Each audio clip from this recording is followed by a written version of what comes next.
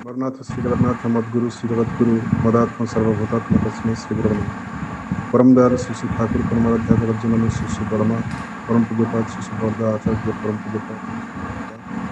पूज्यपाद श्री श्री बाबाजा रातु चरणाम शतकोटि प्रणाम। আজির আজকের এই অনলাইন সৎসঙ্গে উপস্থিত ঠাকুরের কৃত পাঞ্জাধারী কর্মীবৃন্দ, শ্রদ্ধেয় দাদারা, ভক্তিমতী মায়েরা, সাধু সজ্জনবৃন্দ, সবার উদ্দেশ্যে আমার যথাযোগ্য জয়গুরু। সর্বপ্রথম আমি আমার অন্তরের কৃতজ্ঞতা জানাই, বিশেষ করে সঞ্জীব দত্তদা আমাকে এই যে আহ্বানটি জানিয়েছেন এবং আমাকে আজকে একটি সুযোগ করে দিয়েছেন এরকম একটা সুন্দর সৎসঙ্গে যোগ দেওয়ার, তথা বীজপুর সৎসঙ্গ বিহার সমস্ত কর্মকর্তাদের কাছে আমার অন্তরের কৃতজ্ঞতা জানাই। সত্যি আমি মনোমুগ্ধ হয়ে শুনছিলাম আমাদের শ্রদ্ধেয় অভিজিৎদার কথা। ঠাকুর যে কত দয়াল, ঠাকুর নিজে একজন চিকিৎসক ছিলেন, আপনারা সবাই জানেন। তার চিকিৎসা জীবনে ঠাকুর এমন চিকিৎসা বিজ্ঞানকে রপ্ত করেছিলেন, তিনি কিছুদিন বিশিষ্ট ডাক্তার কিশোরী মোহন, তার বাল্য সখা, তার সাথে মিলে চিকিৎসা করতে গেলেন। এই চিকিৎসা করতে যখন যান, রোগী যখন দেখার আগেই ঠাকুর কিন্তু সেই ওষুধটি বলে ফেলেন। কিশোরী মোহন কিন্তু তখন খুব রেগে যান যে আমি তো এটা রোগীটা তাকে দেখবো, কথাবার্তা বলবো, তারপরে পরীক্ষা নিরীক্ষা করবো, তারপরে না ওষুধ। বলছে এইসব তুমি যে আগে ওষুধটা বলে দাও, সেই ওষুধটা কিন্তু শেষমেশ সব কেটে কুটে সেই ওষুধটাই দাঁড়ায়। আমার মনে হয় আমি বায়াস হয়ে যাচ্ছি। একদিন একটা রোগী দেখতে গেছেন, দেখা গেছে যে সে রোগীটি নেই, কিন্তু তার বেডটি দেখে ঠাকুর বলছেন এটা তো মর্কোসল লাগবে এটাতে। শেষে দেখা গেছে রোগীটি এসেছে যখন সব কেটে কুটে ওই ওষুধটি দিতে হয়েছে। আপনারা সবাই জানেন ভেরাট্রাম অ্যালবামের কথা, সেই মুসলমান বোয়াল মাছ নিয়ে যাচ্ছিল। একদিন ইনসিডেন্ট, একটি লোক ঝাপসা অন্ধকারে যাচ্ছে, ঠাকুর বলছে এই দেখো অ্যাসিটিক অ্যাসিড যাচ্ছে। তো তাকে ডেকে ও সব খবর নিয়েছে কিশোরী মোহনদা। তারপরে শেষে তাকে সেই অ্যাসিটিক অ্যাসিড দিয়ে বলছে এটা নিয়ে যাও, খাবে, 1 মাস পরে জানাবে কি হলো। এই বলার ভেতর দিয়ে যে তিনি লক্ষ্য করেছেন, তারপর ঠাকুরকে একদিন সেই ইন্দ্রনাথ চৌধুরী ফি প্রেসের যে রিপোর্টার, তিনি ঠাকুরকে ধরেছেন। ঠাকুর, আমি শুনেছি আপনি খুব অলৌকিক শক্তির অধিকারী, আপনি নাকি রোগী দেখেই ওষুধ সাথে সাথে বলে দেন। ঠাকুর কিন্তু তখন বলছেন এটা কোনো অলৌকিক শক্তি বলে কিছু নয়, এটা হচ্ছে নিজের পারসেপশন, যে আমার যেটা পারসেপশন, আর আমার যেটা পারসেপশনটাকে আমি যখন অ্যাপ্লাই করেছি আমার বাস্তব জীবনে, সেই অ্যাপ্লাই করতে করতে আমার কমন সেন্স গ্রো করেছে। তারপরে মনে হচ্ছে এটা আমার ইনস্টিংক্টে চলে এসছে, রোগী দেখলেই তার সম্পর্কে ওষুধ আমার ভেসে ওঠে। ঠাকুরকে প্রশ্ন করা হয়েছে, ঠাকুর যদি কোনো ডাক্তারের কনফিডেন্স না থাকে তাহলে সেই ডাক্তারের কাছে তো রোগী ভালো হয় না। ঠাকুর বলছেন ঠিক তো, যদি অনঅ্যাডজাস্টেড এক্সপিরিয়েন্স থাকে, আমার অনুভূতিটা যদি অ্যাডজাস্ট ঠিক না হয়, তাহলে আমি জুডিশিয়াসলি তাকে ইউজ করে যথাযথভাবে তার ইউজ করতে পারি না। বলছেন যখন অনুভূতিটা অ্যাডজাস্টেড থাকে তখন মানুষ বিজ্ঞ হয়, তখন তার মেধা বাড়ে, তখন সে সব কাজ করতে পারে। যেটা তিনি আমাদের অভিজিৎ ভাই বলতে চাইছিলেন, যে সেদিন শ্রী শ্রী দাদা বাবা দাদাকে লক্ষ্য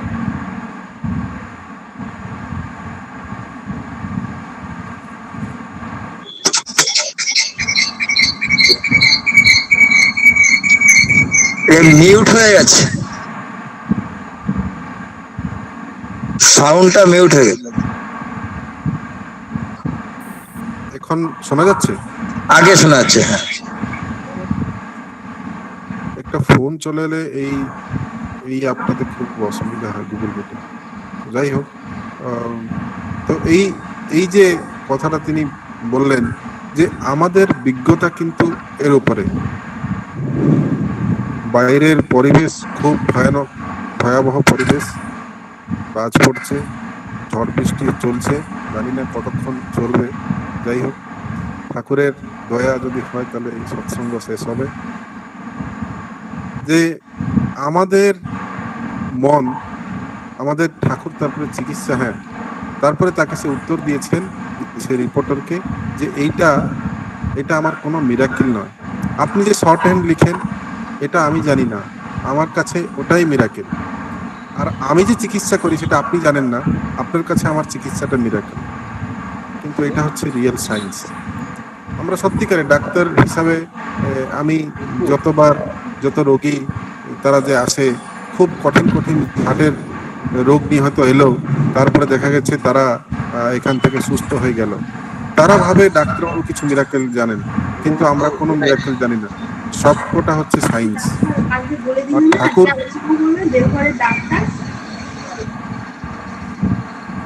ঠাকুর সেদিন এই যে মনের, এই যে শরীরের ব্যাধি দূর করতে করতে ঠাকুর বলছেন এটা তো আমার কাজ নয়, আসলে মানুষের মনের ব্যাধিটা হচ্ছে আসল ব্যাধি। এইটা কিন্তু মানুষকে ধ্বস্ত বিধ্বস্ত করে এবং সারাটি তার জীবনকে ক্ষতিগ্রস্ত করে। তাই মনের ব্যাধিটাকে দূর করতে হবে। তাই মনের খোরাক হচ্ছে মন্ত্র, যেটা আমাদের অভিজিৎ ভাই খুব সুন্দরভাবে বললেন। বহু সায়েন্টিস্ট তারা এই মনটা কোথায় থাকে এখনো খুঁজে পায়নি, কিন্তু আবার কয়েকজন মতামত রেখেছে যে মনের ঘর হচ্ছে পিনিয়াল গ্ল্যান্ড, এই আজ্ঞাচক্র, যেখানে যেখানে সামনে দিয়ে ঢুকে সেই পিছনের দিকে গেলে সেখানে আমাদের পিনিয়াল গ্ল্যান্ডটি রয়েছে। ঠিক আমাদের এখানে যে আমরা ফুটো করি সেখানে আগে আমরা পাবো অপটিক কায়াসমা, সেখানে সে অপটিক কায়াসমার নিচে পিটুইটারি, বলছেন এটা একটা সুইচ বোর্ডের মতন, pineal gland, pituitary gland, hypothalamus আর লিম্বিক সিস্টেম, অ্যামিগডালা। তো এই 4-5টি জিনিস একটা সুইচ বোর্ড। এই সুইচ বোর্ডের সব থেকে ইম্পর্ট্যান্ট পার্ট হচ্ছে পিনিয়াল গ্ল্যান্ড।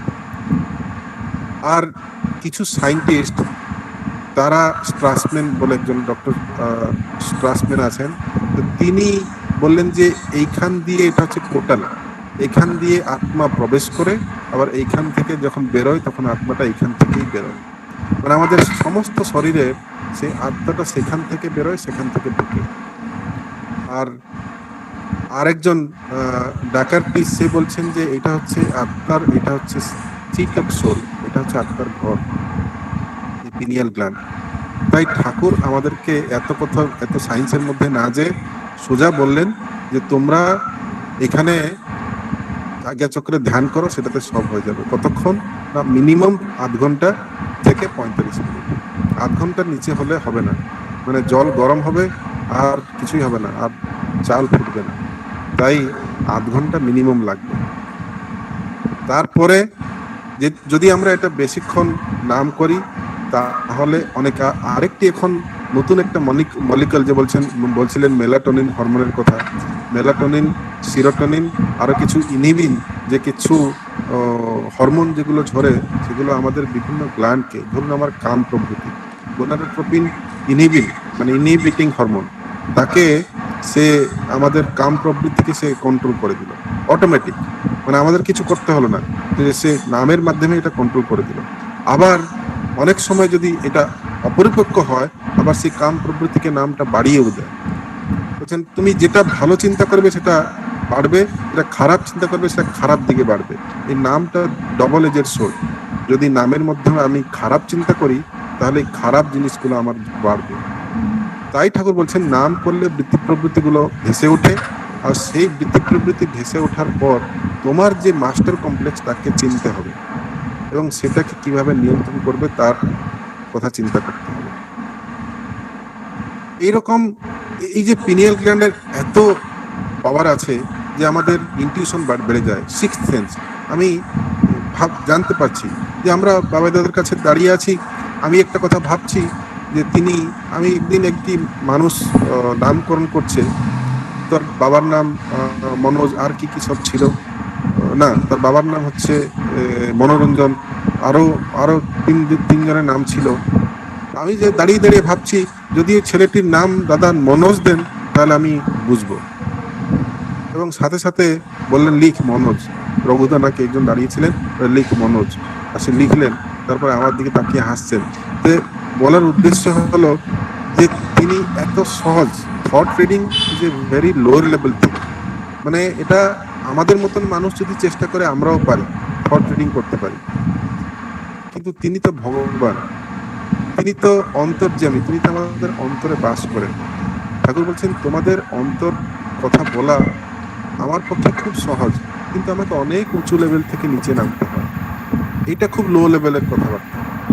আজকে যদি আমরা প্রুফ করতে হয় যে ঠাকুর ভগবান এবং আচার্যদেব শ্রী শ্রী দাদা হচ্ছেন সেই ব্রহ্মবিদ পুরুষ, সেই ব্রহ্মজ্ঞ, সেও তিনি ব্রহ্ম, পরম পূজ্যপাদ শ্রী শ্রী বাবাই দাদা হচ্ছেন বাকসিদ্ধ, তারা হচ্ছেন তুলসী পাতা, তারা আজন্ম সিদ্ধ এবং তারা বহু জন্মের সাধনার ফলে তারা ঠাকুরের রেতধারা দিয়ে এসেছেন।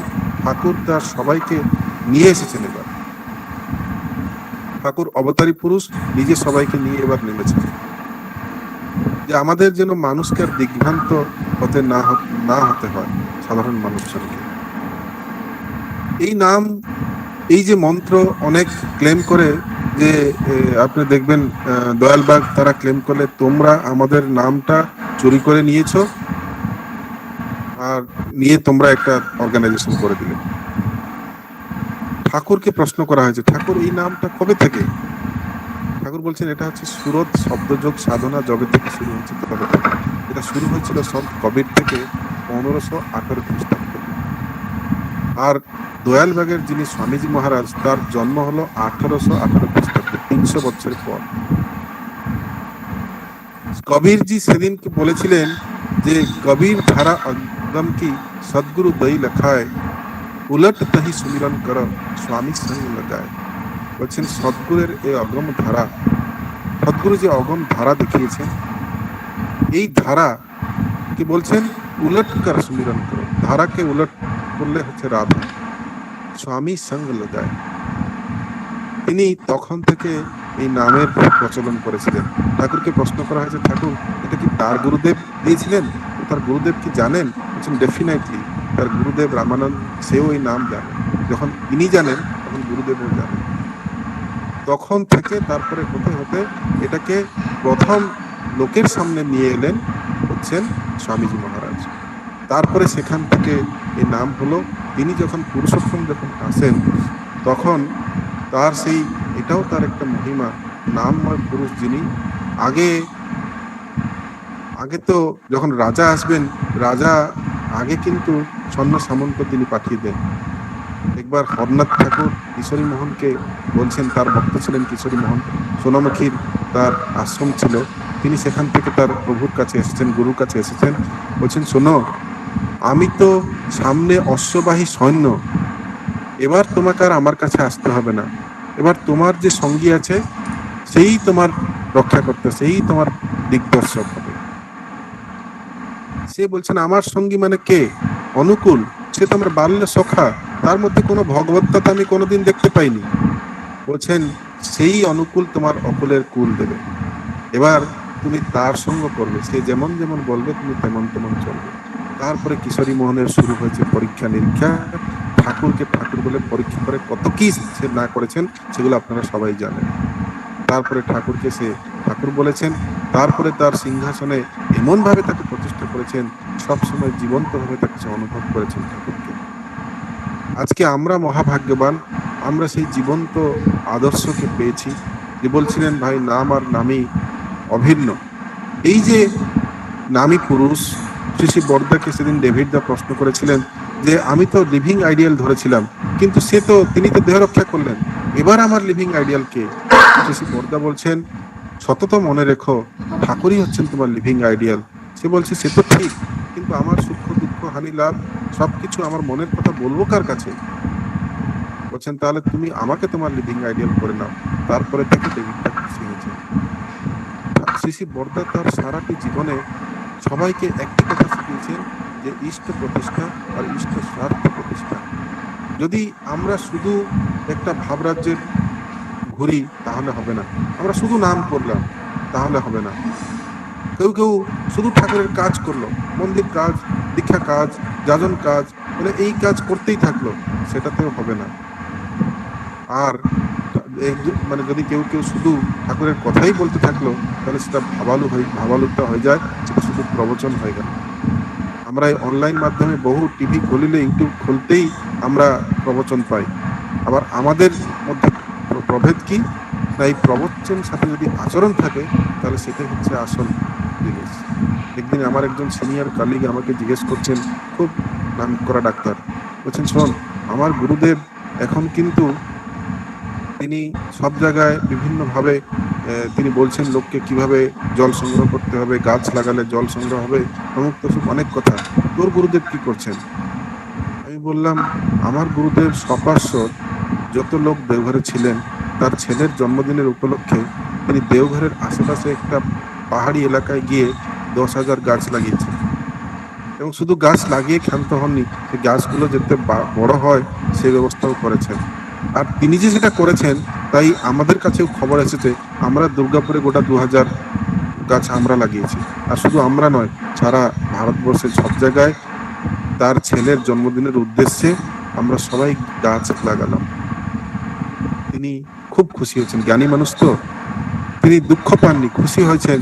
বলছেন এরকম অ্যাক্টিভিটি সৎসঙ্গের হচ্ছে, এটা তো আমি কোথাও পত্রপত্রিকায়, কোথাও কিছু নিউজ চ্যানেলে আমরা দেখি না। বলে এইখানে হচ্ছে সৎসঙ্গের ফরক, যে তিনি যা করেন এই বিশ্বর জন্য, এটা তার দায়িত্বের মধ্যে পড়ে। যেমন আমাদের ঠাকুর বলেছিলেন একজনকে, একটা পত্রকারকে, যে তোমরা তোমার ছেলেপুলের জন্য করো, সেগুলোকে পত্রপত্রিকায় দাও। বলছেন না, তুমি যদি দাও না, তাহলে আমি আমার ছেলেপুলের জন্য যেটা করি সেটা পত্রপত্রিকায় কি করে দিতে পারি? সেদিন আসামের মিনিস্টার হেমন্ত বিশ্ব শর্মা এসে নাট মণ্ডপে শশী দাদাকে বলছেন, আগে আপনি বলেছিলেন সেই 1 বছর আগে যে সবার বাড়িতে যেন একটু পোর্টেবল ওয়াটার, মানে খাওয়ার জল পৌঁছে দেয়, মানে করতে পারি।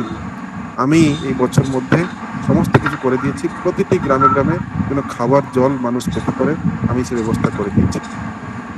শ্রী দাদা এত খুশি হয়েছেন।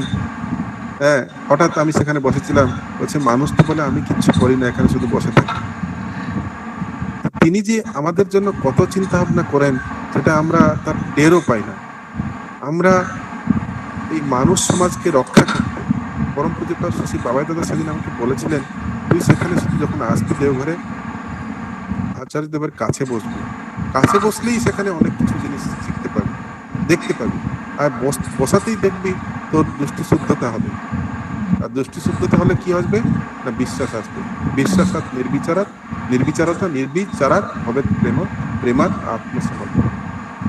এই যে কাজ করতে করতে, তার সঙ্গ করতে করতে করতে করতে তার উপরে বিশ্বাস, তিনি যে কাজ দিয়ে দেন, সেই কাজটা আমরা যখন করে সাকসেসফুল হতে পারি, মনে আনন্দ, অফুরন্ত আনন্দ হয়, অফুরন্ত শক্তি হয়।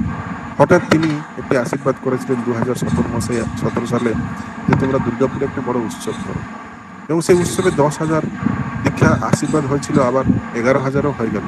তাহলে আমার নাতি যাবে অবিন দাস এই প্রথম দীক্ষা দিলেন দুর্গাপুরে। অবিন দাদাকে যখন শ্রী দাদা দীক্ষা দেওয়ার অধিকার দিলেন, তারপরে তিনি প্রথম সেখানে দুর্গাপুরে দীক্ষাটা পান।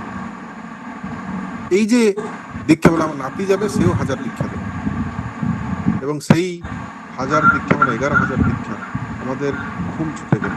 ঠাকুরের একটা কথা আছে না, যে কোনো একটা বিষয় নিয়ে লেগে থাকাই ধ্যান। এবং আমার ধ্যেয় বস্তু সবার, গোটা দুর্গাপুরবাসী সবার ধ্যেয় বস্তু একটাই হলো, যে কি করে 10,000 11,000 দীক্ষা, এবং তার পিছনে লেগে লেগে লেগে লেগে লেগে লেগে উৎসবের অর্ঘ, এত বিরাট উৎসব, তার অর্ঘ কালেকশন হবে কোটি কোটি, মানে প্রায় 1 কোটি টাকা বাজেট ছিল। তো এইরকম করে করে করে করে সমস্ত প্লাস মাইনাস করে পরম পূজ্যপাদ শ্রী বাবাই দাদার দয়াতে এবং তার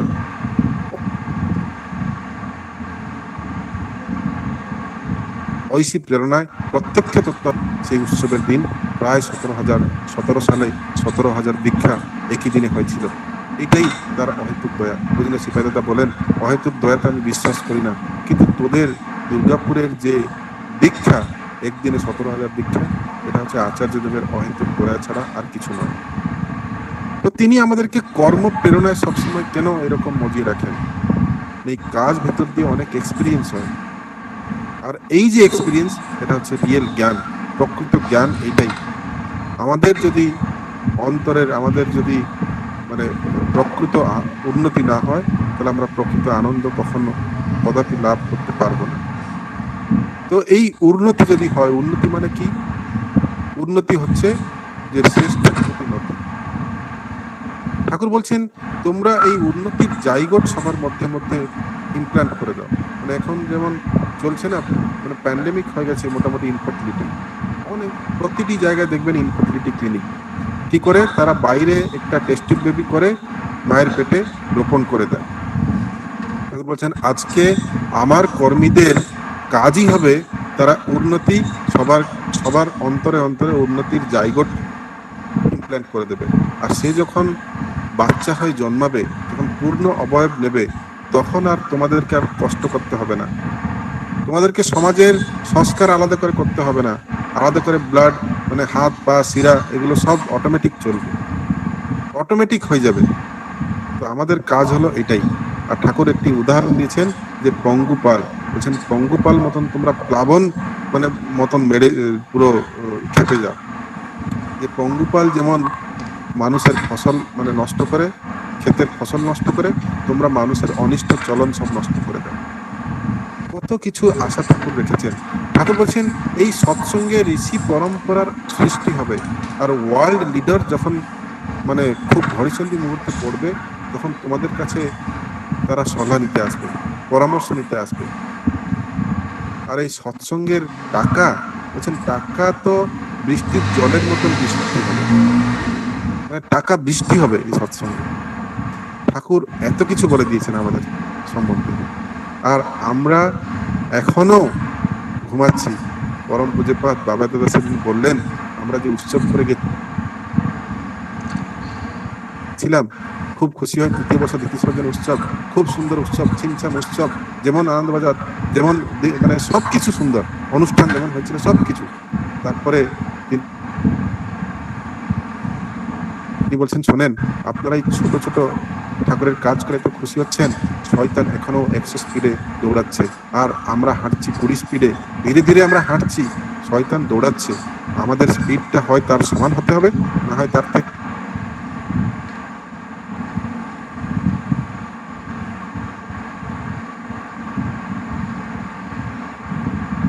যদি এখন শোনা যাচ্ছে তো, যদি আমরা এটাকে নিরোধ না করতে পারি, যদি আমরা এগিয়ে না যেতে পারি, তাহলে আমরা মানুষ সমাজটাকে রক্ষা করতে পারবো না।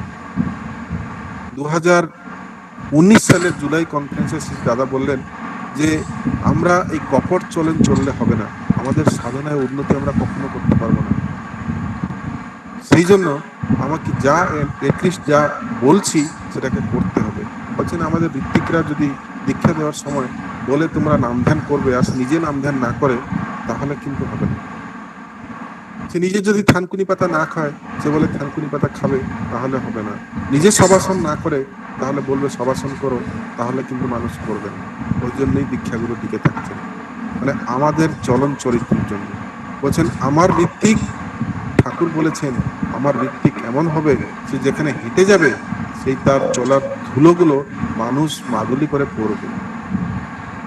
এইরকম একটা পবিত্র চরিত্র ঠাকুর আমাদের কাছে চেয়েছেন। তার সত্ত্বেও আমরা অনেক কিছু ভুলভ্রান্তি করি, অনেক কিছু তিনি সহ্য করেন। ভুবনেশ্বরের নাটমণ্ডপে একদিন বসে আছি, তিনি একটি দাদা এসে তার কাছে অনেক নালিশ করছেন একজন আরেকজন ঋত্বিক দাদার সম্পর্কে। শেষে দাদা বলছেন শোনো, আমি যদি এবার চরিত্র সংহার করতে শুরু করি না, এখানে কেউ বসতে আমার সামনে এলিজিবল নয়, কেউ বসতে পারবে না। দয়া করে যখন সুযোগ দেয়া হয়েছে, তোমরা চরিত্রের যে ফাঁকগুলো আছে সেই ফাঁকগুলো ধীরে ধীরে বন্ধ করতে চেষ্টা করো। তারপরে দেখবে তোমার বাঞ্ছিত কর্মফলের যে ফল তোমরা পাওয়ার কথা প্রাপ্তি যেটা, সেটাই প্রাপ্তি হবে। আর যদি আমরা তার পরম পূজ্য পার্শ্বদ বাবাদা বলেন দুর্বলতা মানে আমার মন মুখ যখন এক না হচ্ছে, তখন আমার অন্তরের দুর্বলতা থাকে। যদি আমার মন আর মুখ এক থাকে, অন্তর আর দুর্বলতা থাকতে পারে না। আমি আর দুর্বল নয়, তখন আমি সবল হয়ে যাই। তার দয়ার অজস্র দয়া আমার জীবনে ঘটেছে, সেগুলো বলার সময়ও নেই। তবে একটি ঘটনা বহু জায়গায় বলেছি, হয়তো আপনারা ইউটিউব বা ফেসবুক বিভিন্ন জায়গায় আপনারা শুনেছেন। তবে আজকে যখন এখানে একটা লাইভ সৎসঙ্গে আছি, ইচ্ছা করছে সেই ঘটনাটি আবার বলতে। যে 2011 সালে আমি কলকাতায় ছিলাম। কলকাতায় দেবী সিটি হাসপাতালে তখন কাজ করতাম। হঠাৎ পুতুলপুরের একটি পরিবার আমার কাছে এসে পৌঁছায়। ঘটনাক্রমে জানতে পারি যে তার ছোট ছেলেটি দেওঘরে থাকতো, আর বড় ছেলে 14 বছর পরে একটা বাচ্চা হয়েছে। ছোট ছেলেকে তারা তেজ্যপুত্র করে দিয়েছে, যেহেতু সে ঠাকুরের কাজ করে বলে, আর তোকে লাগবে না। আর বড় ছেলে তো বাড়িতে আছে, তারা দীক্ষা নিয়েছে, কোনোভাবেই ইষ্টভীতি করে, আর কিছু হয়তো এতটা অ্যাক্টিভ নন। কিন্তু এবার বাচ্চাটি হয়েছে, ঘরে কি আনন্দ! 14 বছর পরে বাচ্চা, মানে ঘরে একটা ছেলে হয়েছে। তারপরে 21 দিন চলে গেল, বাচ্চাটি হাঁপাতে শুরু করলো, নীল পড়তে শুরু করলো। ডাক্তার দেখাতে দেখাতে তারপরে অভাবে পরিশ্রান্ত মনই ধর্ম ব্রহ্ম জিজ্ঞাসা করে। এবার মনে পড়েছে ছোট ছেলের কথা। দেওঘরে দৌড়ে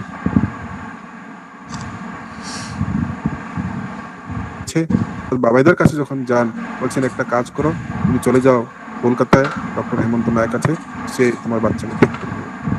তারা চলে এসেছে যখন আমি দেখেছি, আমি মানে হাঁ করে তাকিয়ে আছি, কি হলো! 35 দিন বয়স হয়ে গেছে। এবার মানে একটু আগে এলেও হতো, ম্যাক্সিমাম আমরা 1 মাস অব্দি সেই বাচ্চাটি অপারেশন করতে পারি। 14 দিন বয়সে অপারেশন করলে খুব ভালো। বাচ্চাটির যে হার্টের যে শিরাগুলো পুরো উলট পালট হয়ে গেছে। এবার আমি বলছি, শোনো, এটা অপারেশন এখন করা যাবে না, করলে বাচ্চা টেবিলে মারা যাবে। আর যদিও অপারেশন করা যায় এই কন্ডিশনে, এর জন্য একটা স্পেশাল মেশিন লাগবে, ECMO, যেগুলো এখানে নেই, ব্যাঙ্গালোরে আছে। আমি ব্যাঙ্গালোরে ফোন করে দিচ্ছি, তুমি চলে যাও ওখানে। তো তারপরে বলছে, আমরা যাব না, আমরা যা হবে এখানেই হবে। আচার্যদেব বলে দিয়েছেন, আশীর্বাদ করেছেন, পরম পূজ্যপাদ শ্রী শ্রী বাবাই দাদা বলেছেন ডাক্তার হেমন্ত নায়ক ঠিক করে দেবে, এবার আপনি বলুন ডাক্তার। আমি মেডিকেল কনফারেন্স, মেডিকেল বোর্ড ডাকলাম, তাদেরকে সবাইকে বসিয়ে কেসটি ডিসকাস করলাম। সবাই হাসলো আমার আমার কথাবার্তা শুনে। বলছে, তোমার একটু মানে পাগলামি ধরেছে, তুমি বাচ্চাটাকে কিভাবে অপারেশন করতে বলছো? মানে জেনে বুঝে গাড়ির সামনে দাঁড়ানো, এটা মানে মরে যাবে তাও অপারেশন, মানে হ্যাঁ সেটা মরে যাবে তাও অপারেশন করবো, কারণ আমার গুরুর আশীর্বাদ আছে যে এটা সাইন করে দিল বাড়ির লোক। অপারেশন হলো, 7 ঘন্টা অপারেশন পর তারপরে আমাকে আবার উঠিতে ডাকলো আমার সার্জন, খুব সিনিয়র সার্জন। তোমাকে বলছি অপারেশন করবো না, দেখো এবার ইকোটা করে দেখো। আমি তখন ইকোটা করছি, আর তখন তার সেই মানে ভেন্টিলেশন যে টিউবটা আছে, টিউব পুরো ফেনাতে ভর্তি হয়ে গেছে, রেড, মানে ব্লিডিং হচ্ছে সেখান থেকে। ইসিজিটা খুব খারাপ। হার্টটা নড়ছে না, থরথর থরথর করছে। হার্টটা এরকম কন্ট্রাকশন করে, কিন্তু ওরা খালি থরথর থরথর করছে। 10% ইজেকশন ফ্র্যাকশন, যেটা সাধারণ মানুষের 60 to 80% থাকে। তারপর আমি কি করব? এবার শুধু ইকোটা করছি, হাতটা ধরে নাম করছি, হে ঠাকুর, তুমি কি পরীক্ষা নিচ্ছ?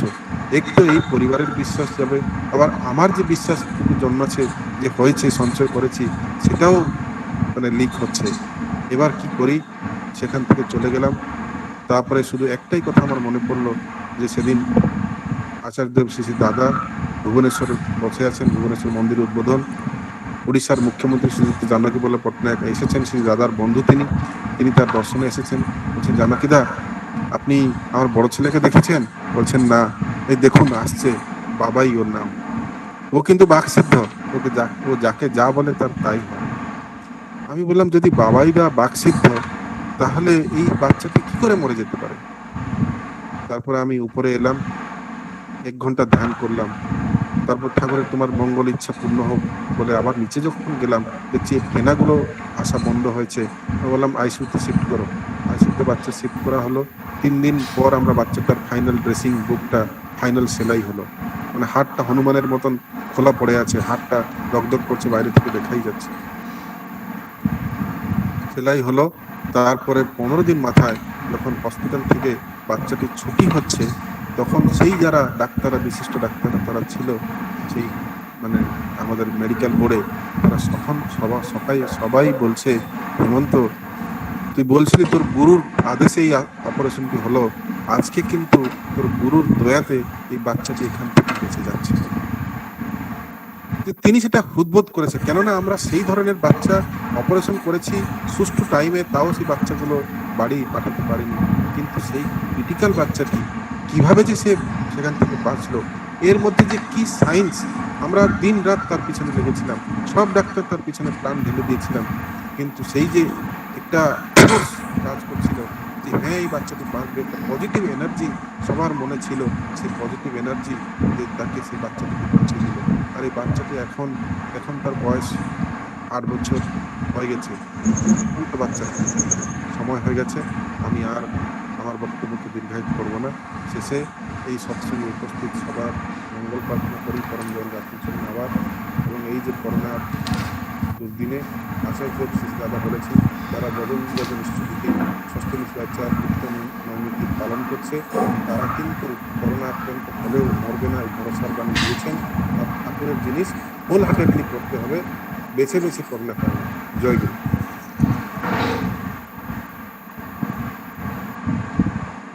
আমরা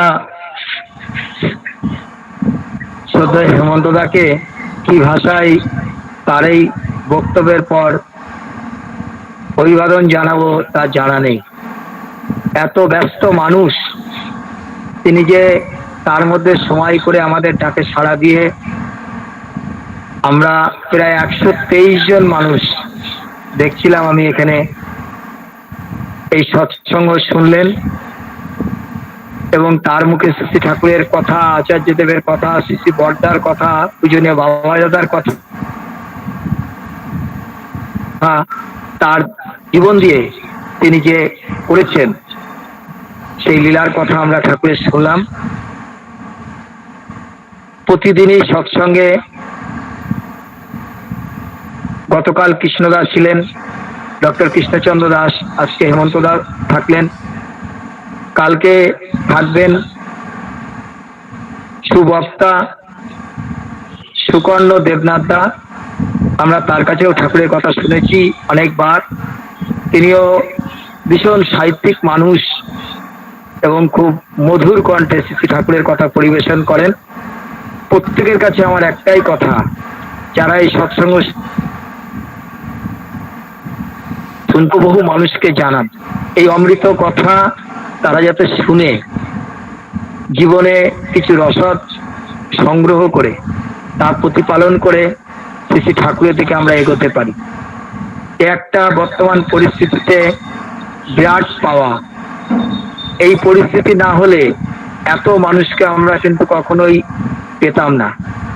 পরপর যেভাবে ঠাকুরের দয়ায় পাচ্ছি, আমাদের সৌভাগ্য যে এই অমৃত কথা যদি আমরা শুনে জীবন দিয়ে পালন করতে পারি, সেই অমৃত প্রত্যেকে যাতে আরো বেশি মানুষ শুনতে পারে, আপনারা সেই দিকে সচেষ্ট থাকবেন। আগামী 27 তারিখ শ্রী ঠাকুরের আবির্ভাব তিথি, সেদিনও প্রতিদিনই সৎসঙ্গ হবে। প্রত্যেক দিন এই সৎসঙ্গে আপনারা যোগ দেবেন। এখন জয়রাধে কীর্তন করে আমরা সৎসঙ্গ শেষের দিকে এগিয়ে যাব। আমি শ্রদ্ধেয় দিলীপ দাকে বলছি জয়রাধে কীর্তন করে ধ্বনি দিয়ে দেওয়ার জন্য।